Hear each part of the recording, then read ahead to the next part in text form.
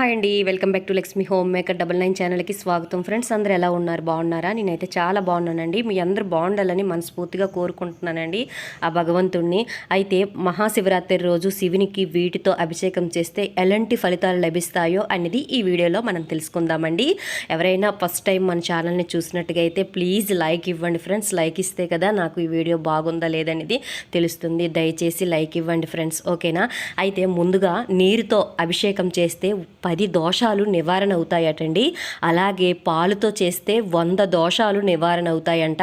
పెరుగుతో చేస్తే 1000 దోషాలు నివారణ అవుతాయంటండి. నెయ్యితో చేస్తే 3000 దోషాలు నివారణ అవుతాయంట. తేనెతో చేస్తే 5000 దోషాలు నివారణ అవుతుందటండి. అలాగే పంచదారతో చేస్తే 8000 దోషాలు నివారణ అవుతాయంటండి. అలాగే చెరుకు రసంతో చేసినట్లయితే 10,000 దోషాలు నివారణ అవుతాయంట. అలాగే మామిడి పండ్లు రసంతో చేస్తే 1,00,000 దోషాలు నివారణ అవుతాయంట. అలాగే కొబ్బరికాయ నీళ్ళతో మనము అభిషేకం చేసినట్లయితే 30 లక్షల దోషాలు నివారణ అవుతాయంటండి. మంచిగా అన్ని దోషాలు పోవాలంటే ద్రాక్ష రసంతో చేసినట్టుగా అయితే 10 కోట్ల దోషాలు నివారణ అవుతాయంటండి. అర్థమైందా ఫ్రెండ్స్? ఇలా మనము చేసుకున్నట్టుగా అయితే మనము శివరాత్రి రోజు మనలో ఉండే దోషాలు అనేవి పోతాయి ఫ్రెండ్స్. ఇక్కడ నేను ఎలా చేసుకున్నాను అనేది క్లియర్గా మీకు చూపిస్తానండి, ఓకేనా? ముందుగా మనము శివరాత్రి రోజు మీ ఇంట్లో శివలింగం ఉన్నట్లయితే చక్కగా ఒక ప్లేట్లో పెట్టి శివుడికి అభిషేకం చేసినట్లయితే చాలా మంచిదండి. అలాగే ప్రదోక్ష వేళలో మాత్రం చెయ్యండి, చాలా రెట్టింపు ఫలితం అయితే వస్తుంది ఫ్రెండ్స్. ముందుగా ఒక పటం పెట్టుకున్నానండి నేను, అంటే ఒక పీఠం ఏర్పాటు చేసుకొని పటం పెట్టుకొని ఇంట్లో శివలింగం ఉందండి. ఆ శివలింగానికి ముందుగా మనం గంగాజలంతో ముందుగా మనము అభిషేకం చేసుకున్న తర్వాత పాలతో చేసుకోవాలండి.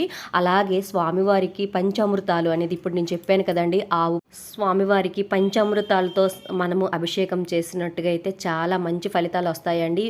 పంచామృతాలు అంటే ఆవు పాలు, ఆవు పెరుగు, ఆవు నెయ్యి, తేనె, పంచదార అండి. దీన్ని పంచామృతాలు అంటారండి. అందరికీ తెలిసే ఉంటుంది. ఈ పంచామృతాలు విడివిడిగా చేసుకోవచ్చు, లేదు అంటే అన్నీ మిక్స్ చేసి అయినా చేసుకోవచ్చు. అయితే ఆ శివరాత్రి రోజు ఆ పరమశివుడికి చెంబుడు నీళ్లు పోసి ఒక బిల్వపత్రము మనం పెట్టినా సరే మనకు ఉండే పాపాలన్నీ తొలగిపోతాయండి. అయితే మనకి స్తోమత ఉండేటప్పుడు ఇవన్నీ ద్రవ్యాలతో మనము శివుడికి అభిషేకం చేసినట్టుగా అయితే చాలా చాలా మంచిదండి.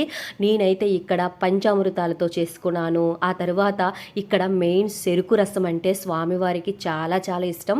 చెరుకు రసము, మామిడి పండ్లు రసం, అలాగే నారికేల అంటే కొబ్బరికాయ నీళ్ళు, ఇలా మనకి ఏమిటి దొరికితే దాంతో మనము అభిషేకం చేసుకుంటే రెట్టింపు ఫలితం అయితే వస్తుందండి మహాశివరాత్రి రోజు.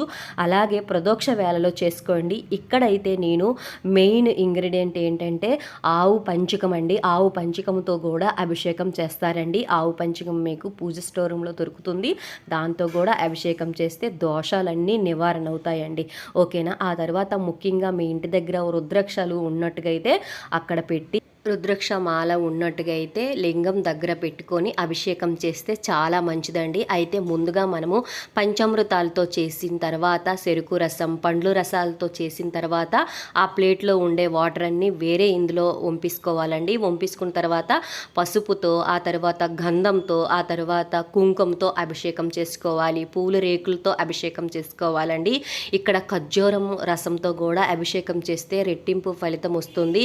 అలాగే డ్రై ఫ్రూట్స్తో కూడా మనము చక్కగా అభిషేకం చేసుకోవచ్చు ఫ్రెండ్స్. అభిషేకానికి మనమైతే ఆ వాటర్ అయితే వేస్తూ ఉండాలి. ఇప్పుడు మనం పాలుతో చేసాం కదా, పాలుతో చేసిన వెంటనే ఒక ఉద్ధరణతో కొంచెం వాటర్తో మళ్ళీ వాటర్ వేయాలి. ఆ తర్వాత తేనె వేయాలి. అలా వాటర్ వేస్తూ వేరే ద్రవ్యం అయితే వేసుకోవాలి, ఓకేనా? ఇగోండి ఇక్కడ నేను ఖర్జూరం సిరప్ అనేది నేను ఇక్కడ వేసుకుంటున్నానండి. జ్యూస్ అన్నమాట అది.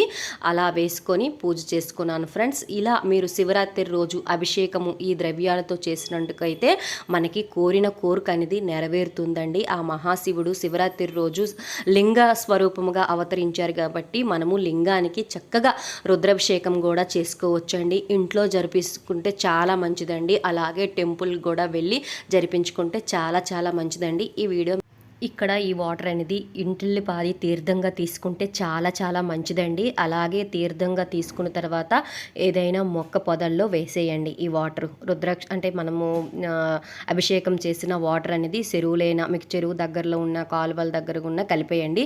ఇవేవి లేకపోతే చక్కగా మనం ఏదైనా మొక్కకి అయితే వేసేయండి. ఓకేనా? అందరము తీర్థంగా ఇంటిల్లిపాది తీర్థంగా తీసుకుంటే చాలా మంచిదండి.